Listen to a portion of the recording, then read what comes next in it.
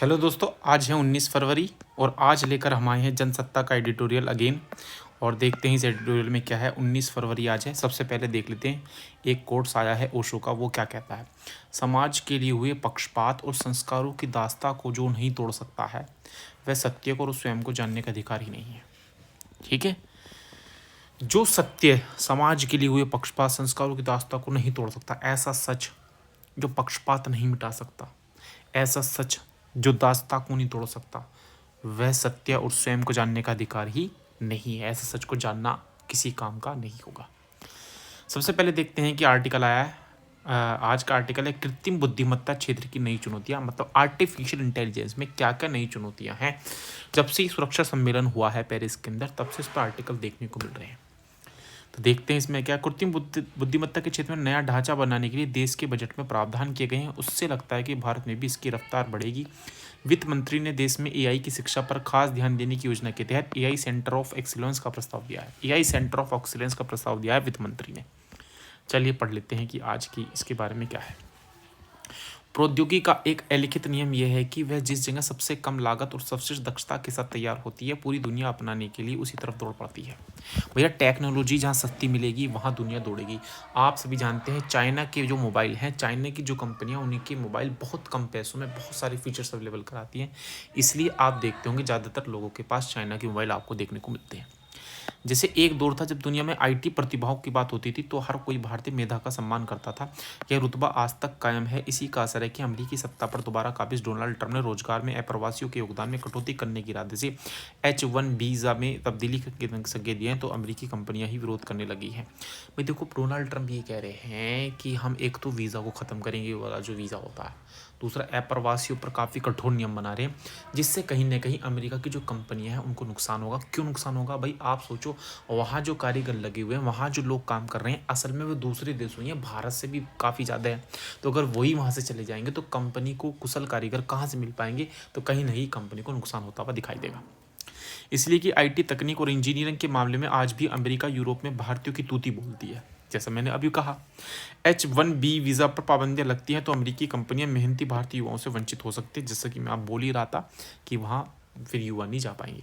कुछ ऐसी स्थिति इन दिनों कृत्रिम बुद्धिमत्ता एआई के क्षेत्र में दिखाई दे रही है। नवंबर 2022 में जब से अमेरिकी कंपनी ओपन एआई ने चैट जीटीपी के नाम से नया टूल विकसित किया है, तो माना जाने लगा है कि दुनिया के किसी और देश का इसका मुकाबला करने या इसकी बराबरी करने में कई दशक लग सकते हैं। जब से चैट जीटीपी आया है ना, ओपन एआई कंपनी है, लेकिन ये अभी तक करीब 2.25 साल में ही टूट गया। एक चीनी कंपनी ने डीप सीक, आप देखोगे कि प्ले स्टोर पर भी आपको ये ऐप मिल रहा है, डीप सीक, बहुत ही शानदार ये ऐप है, काफ़ी टक्कर दे रहा है उसको। डीप सीक R1 बनाकर न सिर्फ चैट जीपीटी के सामने नई चुनौती पेश कर दी है, बल्कि लागत और इस्तेमाल की बेहद कीमत के आधार पर साबित कर दिया कि कोई जरूरी नहीं है कि विज्ञान तकनीक के सारे आविष्कार अब अमेरिका यूरोपीय ज़मीन पर हो। इसमें चीन और भारत जैसे देश भी नया करिश्मा कर सकते हैं। अब ये जरूरी नहीं रह गया कि एक ही देश है वही सब करेगा। कृत्रिम बुद्धिमत्ता के क्षेत्र में नया ढांचा बनाने के लिए देश के बजट में प्रावधान किए गए हैं। उससे लगता है कि भारत में भी इसकी रफ्तार बढ़ेगी। वित्त मंत्री ने देश में एआई की शिक्षा पर खास ध्यान देने की योजना के तहत एआई सेंटर ऑफ एक्सीलेंस का प्रस्ताव दिया है। ठीक है। इसके लिए आवंटित 500 करोड़ रुपए 2023-24 के बजट में आवंटित 255 करोड़ रुपए से करीब दोगुना है। यह कदम देश को एआई शिक्षा में अग्रणी शक्ति बनाने की दिशा में एक महत्वपूर्ण पहल माना जा सकता है। लेकिन चर्चा चीनी एआई डीपसीक R1 की है। इसने चैट जीपीटी को इस मामले में पछाड़ दिया है कि यह उससे दहाई लागत में तैयार हुआ है और उपयोग के लिए तकरीबन मुफ्त उपलब्ध है। अब आप देखो, जो चैट जीपीटी है इसमें आपको कुछ हद तक तो मुफ्त होता है, लेकिन उसके बाद आपको पेमेंट करना होता है। लेकिन डीपसीक क्या है? बिल्कुल फ्री है। तो लोग चैट जीपीटी को क्यों चलाएंगे? लोग तो फिर डीपसीक को चलाएंगे। चीन ने हाल के वर्षों में नई पीढ़ी की प्रौद्योगिकी से संबंधित वैज्ञानिक और इंजीनियर तैयार करने में जो तेजी दिखाई है, उससे इस देश के आगे निकल जाने की संभावना बन रही है। यह आकलन अब डीपसीक R1 और चीन कारोबारी जैकमा की कंपनी अलीबाबा की ओर से तैयार किए गए AI chat bot Qwen 2.5 max के साथ बिल्कुल सही साबित हो गया है। यही नहीं, इसी अध्ययन में कृत्रिम बुद्धिमत्ता के क्षेत्र में भारत के प्रयासों को भी रेखांकित किया गया था। इसमें लिखा गया था कि चीन की तरह ही भारत में भी अब एआई से जुड़े शोधकर्ताओं को अच्छा माहौल मिल रहा है और वो देश में ही रहकर तकनीक प्रौद्योगिकी कि इस नई जमीन पर नई इबारत लिखने की कोशिश कर रहे हैं। एक बड़ा प्रश्न है कि आखिर यह जरूरी क्यों है कि भारत, चीन जैसे देश कृत्रिम बुद्धिमत्ता से लेकर अंतरिक्ष के उन अभियानों पर अधिक संसाधन खर्च करें जिनमें अमेरिका, यूरोप या कहीं की पश्चिमी देश काफ़ी तरक्की कर चुके हैं। खुले वैश्विक कारोबार का कायदा तो यही कहता है कि अगर कोई चीज़ दुनिया की किसी बाजार में सहजता से उपलब्ध है तो उसे पैदा करने में संसाधन ऊर्जा झोंकने की कोई ज़रूरत नहीं है, बल्कि बाजार में उपलब्ध सामान को अपनी ज़रूरत के हिसाब से खरीद लेना चाहिए। दाल, अनाज, कपड़ों, दवाओं से लेकर तमाम चीज़ों को लेकर यही नियम अपनाया जाता है। लेकिन तकनीक और प्रौद्योगिकी के क्षेत्र में भारत चीन की सक्रियता और तेजी का आखिर कोई तो मतलब होगा। यह बेवजह तो नहीं होगा कि ये दोनों मुल्क अंतरिक्ष में चांद मंगल के दौड़ लगा रहे हैं तो ज़मीन पर एआई से लेकर सेमीकंडक्टर की फैक्ट्री बनाने पर आमादा है। मतलब भारत और चीन भी अच्छा काम करने की दिशा में जा रहे हैं। जिस तरह भारत चीन की सरकारों ने इधर अंतरिक्ष अभियानों के संचालन और सेमीकंडक्टर के उत्पादन और फिर कृत्रिम बुद्धिमत्ता के क्षेत्र में नवाचारों को प्रश्न से दिया है, उससे तस्वीर बदलने लगी है। इसी का एक नया नतीजा डीप सीक R1 के रूप में निकला है, जिसने अमेरिकी प्रौद्योगिकी कंपनी को नींद उड़ा दिया। भैया जब से डीप सीक आया है अमेरिका की नींद उड़ी पड़ी है। अभी तक माना जा रहा था कि अमेरिकी कंपनियां ओपन एआई, गूगल और फेसबुक आदि ने चैट जीपीटी, जेमिनी, को पायलट और मेटा एआई के रूप में जो एआई टूल बनाए हैं उन्हें कोई लेखनी चुनौती दुनिया के किसी कोने से नहीं मिलेगी। लेकिन डीप सीक R1 ने भरोसा जगा दिया है कि इस क्षेत्र में अमेरिका, यूरोपीय कंपनी के एक छत साम्राज्य में सेंध लगाई जा सकती है और एक विकासशील देश भी अपने मामूली संसाधनों के बल पर समान या ज़्यादा क्षमता हासिल कर सकते हैं। चीन ने यह कमाल कर दिखाया है। चीन ने कह दिया है कि अमेरिका तुम ही नहीं हो इस दुनिया में, हम भी तुमसे कहीं कम नहीं है। और जल्द ही मुझे लगता है कि भारत भी कोई अपना एआई इस तरीके का बनाएगा जिस तरीके से ओपन जेट है और डीप सीक है चाइना का, और भारत भी इसमें कदम बढ़ाएगा। डीप सीक कैसे गरीब और विकासशील देशों के मामले में एक मिसाल बन सकता है, इसकी गवाही अमेरिका में इसके पहुंचने की खबरों के साथ ही देखने को मिली है।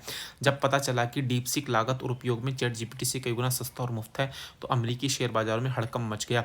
इसकी असल वजह यही है कि अमेरिकी कंपनियों को अब एआई में अपनी एक अधिकार खत्म होता दिख रहा है। इससे यह भी साबित हुआ कि तकनीक के आविष्कार उसे आजमाने की जो लागत तथा कीमत अमेरिका कंपनियां बता रही हैं वो बढ़ा चढ़ाकर बताई गई हैं। बताया गया है कि ओपन एआई ने चैट जीपीटी को जिस लागत में बनाया था, डीप सीक के निर्माण की लागत उससे 10 गुना कमाई है।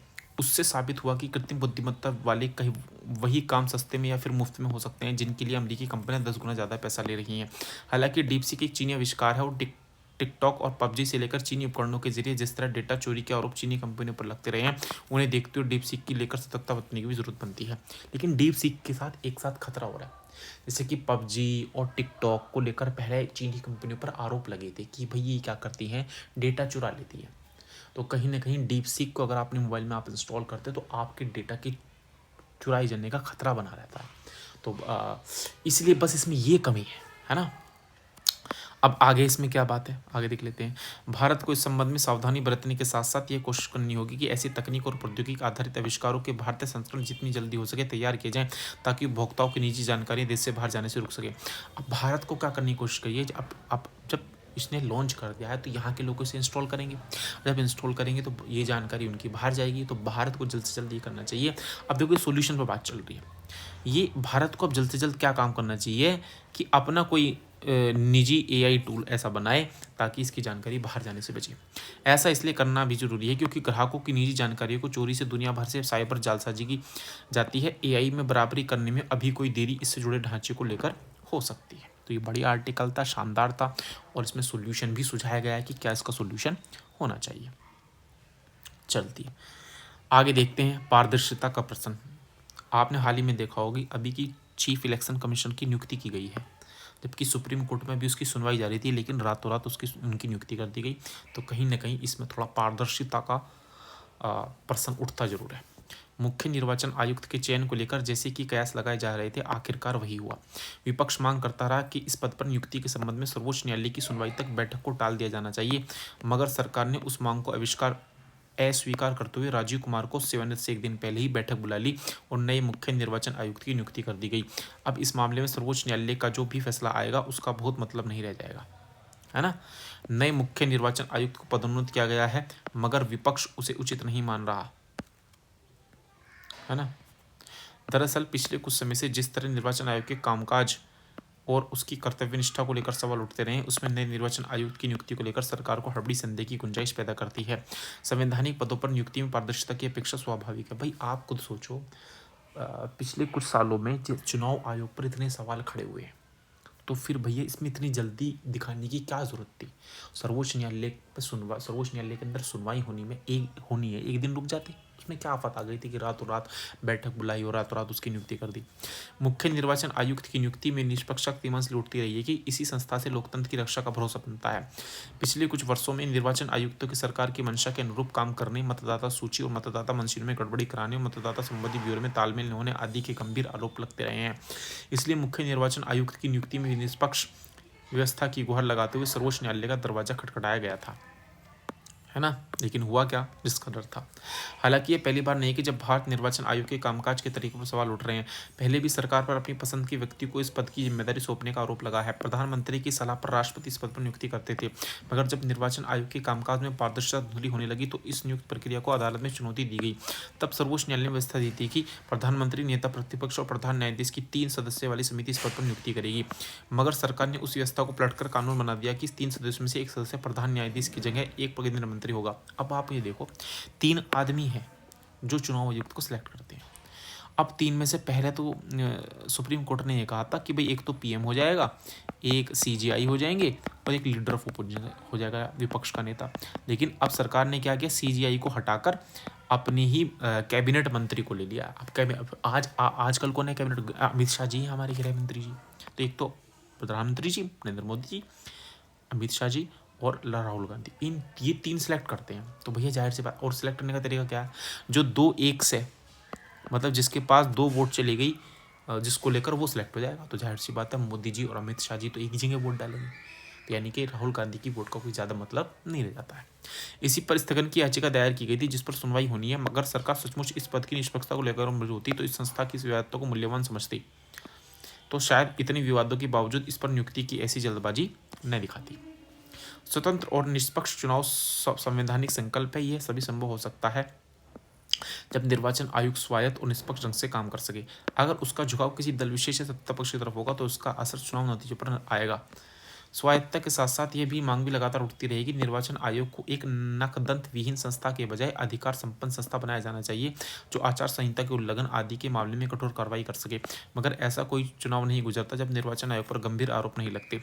सबसे अधिक तो मतदान मशीनों को लेकर सवाल उठते हैं, मगर इस शंका के निवारण के लिए कोई भरोसेमंद तरीका नहीं निकाला गया है। ऐसे में मुख्य निर्वाचन आयुक्त की नियुक्ति में परस्पर सहमति की अपेक्षा स्वाभाविक है। तो कुल मिलाकर भैया, क्योंकि चुनाव आयोग पर सवाल ज़्यादा उठ रहे हैं, मतदाता की सूची पर सवाल है, तो कुल मिलाकर चुनाव आयोग को भी अच्छा काम करने की भी ज़रूरत है। अब है त्रासदी के बाद।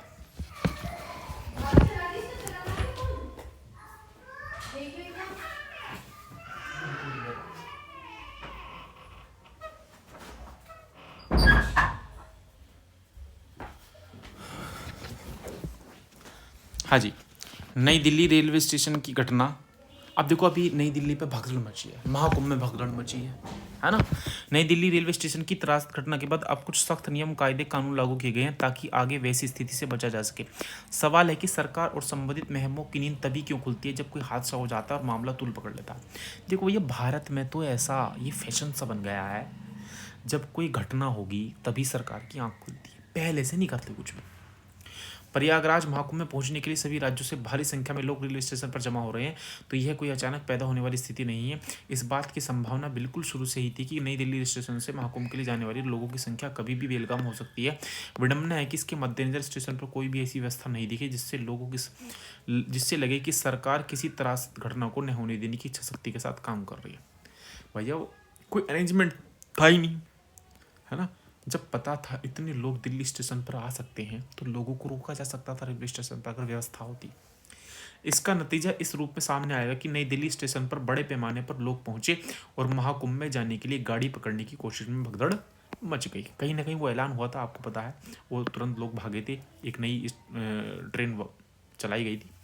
सच यह कि कुछ पूर्व सुरक्षा इंतजाम और सख्त नियम, कायदे, कानून लगा करके जिस त्रासद घटना को होने से रोका जा सकता था, वहां सिर्फ व्यवस्थागत बद इंतजामी, शासकीय दूरदर्शिता और लापरवाही की वजह से कई लोगों की जान चली गई। समझना मुश्किल है कि सामान्य समझ के मुताबिक भी जो परिस्थिति संभावित थी और हादसे की आशंका लगातार बनी हुई थी, उसके बारे में उच्च स्तर के संबंधित अधिकारियों को अंदाजा क्यों नहीं हुआ। अब नई दिल्ली स्टेशन पर सुरक्षा बढ़ाई गई है। प्लेटफॉर्म टिकट की बिक्री को नियंत्रित किया गया है। बिना वैध कारणों के रेल पर पुल पर लोगों को खड़ा होने की मनाही की गई है। स्टेशन परिसर में अस्थायी तंबुओं में यात्रियों को रोका जा रहा है। भीड़ को नियंत्रित करने के लिए सुरक्षा कर्मियों को तैनात किया गया है और आपात प्रक्रिया दल भी तैयार किए गए हैं। निश्चित तौर पर यह रेल महकमे से लेकर स्टेशन पर मौजूद उच्चतम स्तर के अधिकारियों की अदूरदर्शिता का सबूत है कि ये सुरक्षात्मक इंतजाम इतनी देर से किए गए। भैया पहले से ही कर लेते, अब हादसा हो गया, अब चले हैं भाई साहब। यही सब उपाय पहले किए जाते तो शायद अव्यवस्था न फैलती और उसके नतीजे त्रासद न होते। तो ये हमारा आर्टिकल था। चले अब देखते हैं। ये रहा भैया रेल दुर्घटनाएं नया सामान्य। अब भगदड़ तो मची थी, अब रेल दुर्घटनाएं देख लीजिए। रेल दुर्घटनाएं में क्या है, बालासोर से नई दिल्ली तक अश्वनी वैष्णव कार्यों से हुई कई रेल दुर्घटनाएं। पिछले साल अक्टूबर में जारी एक रिपोर्ट के मुताबिक 5 वर्षों में देश में 20 बड़ी रेल दुर्घटनाओं में से 351 लोगों की जान चली गई, 970 अन्य लोग घायल हुए। 15 फरवरी को नई दिल्ली रेल स्टेशन पर हुई भगदड़ में 18 लोगों की मौत के बाद विपक्षी दलों ने रेल मंत्री अश्विनी वैष्णव को इस घटना के लिए जिम्मेदार ठहराते हुए उनके इस्तीफे की मांग की थी। ठीक है, चलिए पढ़ते हैं क्या है इसमें कहानी है, क्या इसमें कहा गया है। 7 जुलाई 2021 को केंद्रीय रेल मंत्री के रूप में पदभार ग्रहण करने के बाद से अश्विनी वैष्णव ने भारतीय रेलवे के आधुनिकीकरण, सुरक्षा में सुधार और प्रौद्योगिकी उपयोग पर ध्यान केंद्रित किया। इन प्रयासों के बावजूद उनके कार्यकाल के दौरान रेलवे को अनेक दुर्घटनाओं का सामना करना पड़ा। भाई सोचो, इतनी सारी दुर्घटनाएं हो चुकी हैं, आए दिन दुर्घटना होती रहती है, जिससे सुरक्षा उपायों की प्रभावशीलता को लेकर चिंताएं सामने आई। वैष्णव ने दुर्घटनाओं को रोकने के लिए बुनियादी ढांचे को बढ़ाने और नई तकनीक को लागू करने पर काम किया, लेकिन ऐसी घटनाओं की आवृत्ति गहरी प्रणालीगत समस्याओं को उजागर करती है जिन पर ध्यान देने की आवश्यकता है। पिछले साल अक्टूबर में जारी एक रिपोर्ट के मुताबिक 5 वर्षों में देश में 200 बड़ी रेल दुर्घटनाओं में 351 लोगों की जान चली गई और 970 अन्य लोग घायल हुए। 15 फरवरी को नई दिल्ली स्टेशन पर हुई भगदड़ में 18 लोगों की मौत के बाद विपक्षी दलों ने रेल मंत्री अश्विनी वैष्णव को इस घटना के लिए जिम्मेदार ठहराते हुए उनके इस्तीफे की मांग की थी, है ना, कि भैया आप इस्तीफा दो, इतना भगदड़ से लोग मर गए और आए दिन देखते हैं उनकी ट्रेन के भी हादसे होते रहते हैं। वैष्णव के रेल मंत्री रहते हुए सबसे घातक रेल दुर्घटना 2 जून 2023 को बहनागर बाजार स्टेशन के पास उड़ीसा ट्रेन दुर्घटना थी। इस दुर्घटना में 296 लोगों की जान चली गई और 1200 से अधिक घायल हो गए। यह भयावह घटना उस समय हुई जब कोरोमंडल एक्सप्रेस ट्रैक पर खड़ी एक मालगाड़ी से टकरा गई और फिर एक अन्य यात्री ट्रेन से जा टकराई। अन्य विनाशकारी घटनाओं में 17 जून 2024 को दार्जिलिंग में कंचनजंगा एक्सप्रेस की दुर्घटना में शामिल थी। अधिक गति और दोषपूर्ण सिग्नलिंग के कारण हुई इस दुर्घटना में 11 लोगों की जान चली गई और कम से कम 60 लोग घायल हुए थे। इसके अलावा 29 अक्टूबर 2023 को आंध्र प्रदेश में कोट्टावलसा ट्रेन दुर्घटना में 14 लोगों की मौत हो गई थी और 50 लोग घायल हो गए थे। वहीं 22 जनवरी 2025 को जलगांव ट्रेन दुर्घटना में 13 लोगों की मौत हो गई थी। देखो 22 जनवरी अभी बिल्कुल। वैष्णव के रेल मंत्री बनने के बाद अब सकते हुए रेल हादसों पर एक नज़र। देखो ये तो हादसे हैं, ये तो खैर एग्जाम पॉइंट ऑफ व्यू से इतने इंपॉर्टेंट नहीं है कि वो आपसे पूछे कि कहाँ हादसा हुआ। ये हादसे हैं सब, तो हमें तो सॉल्यूशन पे बात करनी है। हमें से ये नहीं पूछा जाएगा कि हादसा कहाँ हुआ, कितने लोग मरे। वो आपको काम किस पे करना, आपको काम करना कि कैसे बचा जाए। ये 4 मार्च 2022 को, तो 12 अप्रैल, 2 जनवरी, 3 अप्रैल, 15 मई, 2 जून, 8 जून, 9 जून, फिर इसके बाद तो कुल मिला के ये सारी दुर्घटनाएं हैं। तो अब हम इनको तो नहीं पढ़ेंगे इतना, है ना। तो कुल मिला के इसमें ये इतनी सारी दुर्घटनाएं, इनको पढ़ने की आवश्यकता नहीं। तो आप इसमें आर्टिकल में क्या इंपॉर्टेंट है, इस आर्टिकल में इंपॉर्टेंट है कि वो आपसे ही पूछ सकता है कि रेल दुर्घटनाओं के रोके जाने के कुछ उपाय आप सुझाइए कि क्या क्या उपाय आप करेंगे। ठीक है, चलिए देखते हैं नेक्स्ट आर्टिकल क्या है। नेक्स्ट आर्टिकल में 1-2 आर्टिकल और बचे, फिर आज की कर देंगे। एक आर्टिकल ये बचा है, भारत को संसाधनों के कुशल उपयोग की जरूरत है। देखते हैं इसमें क्या है। केंद्रीय पर्यावरण मंत्री भूपेंद्र यादव ने कहा कि विकसित देश बनने के लिए भारत को संसाधनों के कुशल उपयोग की जरूरत है। संसाधन का कुशल उपयोग करना चाहिए। केंद्रीय पर्यावरण मंत्री भूपेंद्र यादव ने मंगलवार को कहा कि भारत को 2047 तक विकसित देश बनने के अपने लक्ष्य को हासिल करने के लिए संसाधनों के अधिक कुशल उपयोग की जरूरत है। यादव ने यहां अपशिष्ट पुनर्चक्रण और जलवायु परिवर्तन विषय पर सम्मेलन को संबोधित करते हुए उद्योगों में ऐसे उत्पाद तैयार करने का आग्रह किया जो पर्यावरण अनुकूल और संसाधनों के अनुकूलतम उपयोग का समर्थन करते हों और सामूहिक रूप से उन्नत पुनर्चक्रण प्रौद्योगिकी को अपनाते हों। भैया ऐसे उन्होंने कहा, ऐसे उत्पाद बनाओ जो एनवायरनमेंट को ज़्यादा नुकसान न पहुंचाए और जिनकी रिसाइकलिंग की जा सके। उन्होंने कहा कि महत्वपूर्ण खनिजों के पुनर्चक्रण और पुनः उपयोग से भारत के अन्य देशों पर निर्भरता कम हो सकती है। यादव ने कहा कि हमें कच्चे माल का उपयोग कर सामान बनाने और फिर उपयोग के बाद उसे फिर छोड़ देना, टेक मेक डिस्पोज मानसिकता से दूर होने और वैकल्पिक आर्थिक मॉडल के रूप में पुनर्चक्रण और पुनः उपयोग को अपनाने की जरूरत है। मंत्री ने कहा कि नीति निर्माताओं के सामने बड़ी चुनौती है कि प्राकृतिक संसाधनों को संरक्षण करते हुए आर्थिक वृद्धि को कैसे बनाए रखा जाए। ठीक है जी, ये हमारा आर्टिकल कुल मिलाकर पर्यावरण पे ऐसे उत्पाद बनाने पर जोर दे रहे हैं जो पर्यावरण के अनुकूल हो और जिनको रिसाइकल किया जा सके। ठीक है, फिर इस एक आर्टिकल थोड़ा सा ये है कि गोयल ने कहा उनके अमेरिकी समकक्ष कार्यभार संभालने के बाद दोनों देश समझौते की रूपरेखा पर चर्चा करेंगे। भारत अमेरिका का व्यापार $500 अरब तक पहुंचने के आसार बने हुए हैं। तो इसमें आप देख लेते हैं, केंद्रीय वाणिज्य एवं उद्योग मंत्री पीयूष गोयल ने मंगलवार को कहा कि भारत और अमेरिकी द्विपक्षीय व्यापार को बढ़ाकर $500 अरब सहित इस साल में एक सुदृढ़ व्यापार समझौते पर बातचीत करने के लिए प्रतिबद्ध हैं। प्रधानमंत्री नरेंद्र मोदी की हाल में अमेरिकी यात्रा के भारत और अमेरिका ने 2030 तक द्विपक्षीय वाणिज्य को दोगुना से अधिक करते हुए $500 अरब सहित द्विपक्षीय व्यापार समझौते के पहले चरण पर बातचीत करने की घोषणा की है। गोयल ने कहा कि एक बार उनके अमेरिकी समकक्ष कि कार्यभार संभालने के बाद दोनों देश समझौते की रूपरेखा पर चर्चा करेंगे। गोयल ने भारतीय उद्योग परिसंघ CII की भारतीय कतर व्यापार मंच बैठक के मौके पर संवाददाताओं से कहा, अगले 6 से 8 महीनों में एक मजबूत व्यापार समझौते कर भारत अमेरिका के बीच व्यापार को $500 अरब तक बढ़ाने के लिए प्रतिबद्ध है। उन्होंने कहा कि दोनों देशों के कारोबारी इस समझौते को लेकर उत्साहित हैं। इस समझौते में वस्तुओं, सेवाओं और निवेश संभावना से संबंधित अध्याय के बारे में गोयल ने कहा, अमेरिका में मेरे समकक्ष की तरफ से इस विषय पर पुष्टि के बाद ही अभी वहां पर उनके समकक्ष आने हैं, आगे का रास्ता तय कर सकते हैं। आमतौर पर मुक्त व्यापार समझौते में दो व्यापारिक साझेदार अपने बीच व्यापार की अधिकतम संख्या पर सीमा शुल्क को समाप्त काफी कम कर देते हैं। इसके अलावा सेवाओं में व्यापार निवेश को बढ़ावा देने के लिए मानदंडों को आसान बनाते हैं। अमेरिकी राष्ट्रपति डोनाल्ड ट्रंप के पहले कार्यकाल के दौरान दोनों देशों ने एक छोटे व्यापार समझौते पर चर्चा की थी, लेकिन जो बाइडेन प्रशासन ने इसे टाल दिया था क्योंकि वे इस तरह के समझौते के पक्ष में नहीं थे। साल 2023 में वस्तु और सेवाओं में अमेरिकी और भारत का द्विपक्षीय व्यापार $190 था, अब उसे वो $500 अरब पहुंचाने की बात कर रहे हैं।